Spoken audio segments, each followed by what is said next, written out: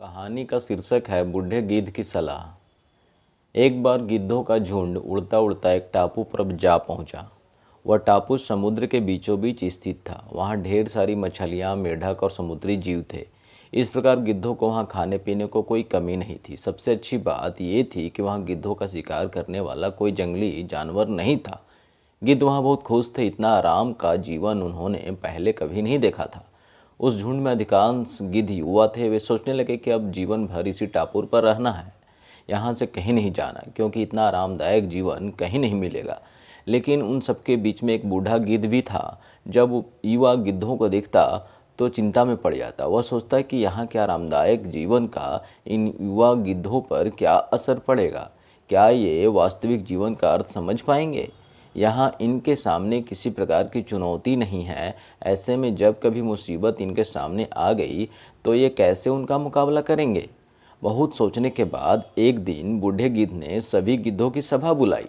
अपनी चिंता जताते हुए वह सबसे बोला, इस टापू में रहते हुए हमें बहुत दिन हो गए हैं। मेरे विचार से अब हमें वापस उसी जंगल में चलना चाहिए जहाँ से हम आए हैं। यहाँ हम बिना चुनौती का जीवन जी रहे हैं। ऐसे में हम कभी भी मुसीबत के लिए तैयार नहीं हो पाएंगे। युवा गिद्धों ने उसकी बात सुनकर भी अनसुनी कर दी। उन्हें लगा कि बढ़ती उम्र के असर से बूढ़ा गिद्ध सठिया गया है, इसलिए ऐसी बेकार की बातें कर रहा है।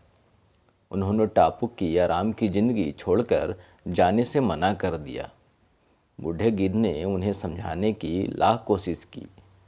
तुम सब ध्यान नहीं दे रहे कि आराम के आदी हो जाने के कारण तुम लोग उड़ना तक भूल चुके हो।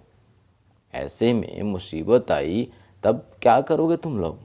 मेरी बात मानो, मेरे साथ चलो। लेकिन किसी ने बूढ़े गिद्ध की बात नहीं मानी। बूढ़ा गिद्ध अकेला ही वहाँ से चला गया। कुछ महीने बीते। एक दिन बूढ़े गिद्ध ने टापू पर गए गिद्धों की खोज खबर लेने की सोची और उड़ता उड़ता उस टापू पर पहुंचा। टापू पर जाकर उसने देखा कि वहां का नज़ारा बदला हुआ था। जहां देखो वहां गिद्धों की लाशें पड़ी थी। कई गिद्ध लहूलुहान और घायल पड़े हुए थे। हैरान बूढ़े गिद्ध ने एक घायल गिद्ध से पूछा, ये क्या हो गया? तुम लोगों की यह हालत कैसे हुई? घायल गिद्ध ने बताया, आपके जाने के बाद हम इस टापू पर बड़े मज़े की ज़िंदगी जी रहे थे। लेकिन एक दिन एक जहाज़ यहाँ आया।